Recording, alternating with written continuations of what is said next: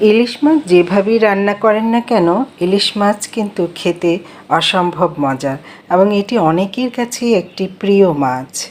এই ইলিশ মাছের দো পেঁয়াজা রেসিপি আজ শেয়ার করব। ভিউয়ার্স, আমার পেজে ইলিশ মাছ দিয়ে অনেক রকমের রেসিপি দেয়া আছে, আপনারা দেখে নিতে পারেন। রেসিপিটি শুরু করা যাক। এখানে আমি ইলিশ মাছের 4টি বড় পিস নিয়ে নিয়েছি।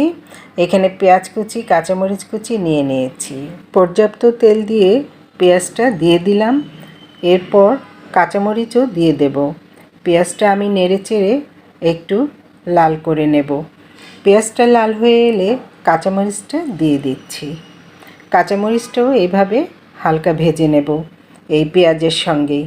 এরপর আমি কাঁচামরিচ আর পেঁয়াজটা তুলে নেব, অথবা কাঁচামরিচটাও রেখে দিতে পারেন, পরে আবার আস্ত কাঁচামরিচও দিলে তরকারির স্বাদটা ভালো আসবে। এভাবে আমি পেঁয়াজটা হালকা লাল হয়ে এলে তুলে নিলাম। আর বাকি পেঁয়াজটা আরেকটু লাল করে এতে আমি সামান্য রান্নার মশলা দেব। সামান্য পানি দিয়ে পেঁয়াজটা নরম করে নিলাম। এরপর দিয়ে দিব হলুদের গুঁড়া আর মরিচের গুঁড়া। সামান্য ধনিয়ার গুঁড়াও দিতে পারেন, আর কারো ভালো না লাগলে স্কিপ করতে পারেন।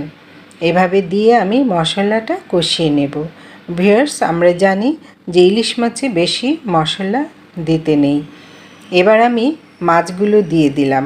মাছগুলো ভাজিনি, এতে করে ইলিশের যে ফ্লেভারটা সেটা খুব ভালোভাবে পাওয়া যায় না।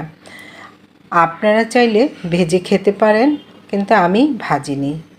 এভাবে আমি মশলার সঙ্গে উল্টিয়ে পাল্টিয়ে দেব। এভাবে আমি সবগুলো মাছই মশলার সঙ্গে উল্টিয়ে পাল্টিয়ে মিশিয়ে নিলাম। এই মাছ কিন্তু খুব নরম ভিউয়ার্স, উল্টাতে গিয়ে খুব সাবধানে উল্টাতে হবে, না হয় ভেঙে যেতে পারে। যেই পেঁয়াজটা আর কাঁচামরিচ ভেজে রেখেছিলাম সেটি দিয়ে দিলাম। সেটি দিয়ে উপর দিয়ে বিছিয়ে দিচ্ছি মশলার সঙ্গে। এভাবে দেওয়ার পর আমি সামান্য পানি দিয়ে দিব। যে পরিমাণে আপনারা ঝোল বা মশলা মেখে খেতে চান সেই পরিমাণে পানিটা দিয়ে নেবেন। আমি কিন্তু লবণ দিইনি, এখন লবণ দিয়ে দিচ্ছি। লবণটা আন্দাজ করে দেবেন। লবণটা দেওয়ার পর আমি এটি ভালোভাবে মিশিয়ে নিচ্ছি আর বলকের জন্যে অপেক্ষা করব। ভালোভাবে 1-2 মিনিট রাখবো। আমি ঢেকে দিলাম। 1-2 মিনিট পর ফিরে এলাম।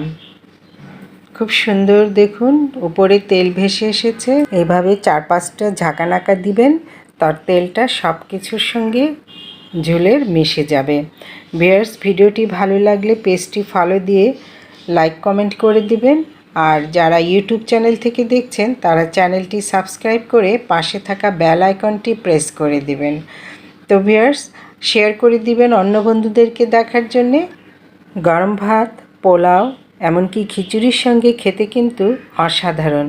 তো ভিউয়ার্স, আজ এই পর্যন্তই। নতুন রেসিপিতে দেখা হবে।